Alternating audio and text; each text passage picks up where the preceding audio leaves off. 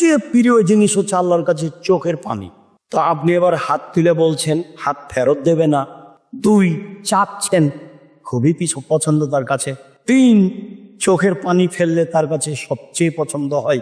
তো এবার 2 রাকাত সালাত আদায় করে চোখের পানি ফেলে ওকে বলেন কি বলতে চাচ্ছেন। যদি বলেন এখনই দিতে হবে তবে এভাবে বলবে, আর যদি স্বাভাবিকভাবে দেন তাহলে এভাবে বলবে। হাত জমা করতে হবে এরকম বিষয় নাই, তবে হাত মুখের সামনে থাকবে। আর এখনই দিতে হবে, এখনই দাও। ওই যে বললেন না ওখানে আল্লাহ বলছেন অদা করেছো দিয়ে দাও। তুমি তো অদা করেছো, তুমি তো অদা খেলাপ করবে না, অদার খেলাপ করো না। তোমাকে বারবার বলছো তুমি অদার খেলাপ করো না। তাহলে কত শক্তিশালী কথা। আপনি বলেন আমাকে দিতে হবে, সকল হওয়া আমি চাই না, সকল হওয়ার আগে আমাকে দিয়ে দিতে হবে আমার গুলো যেটা আমি চাচ্ছি। আপনার দাবি দেওয়া যত মজবুত হবে আল্লাহকে তত ভালো লাগবে। দিতে তো পারেনি, দিতে বাধ্য নন, দিতে পারেনি।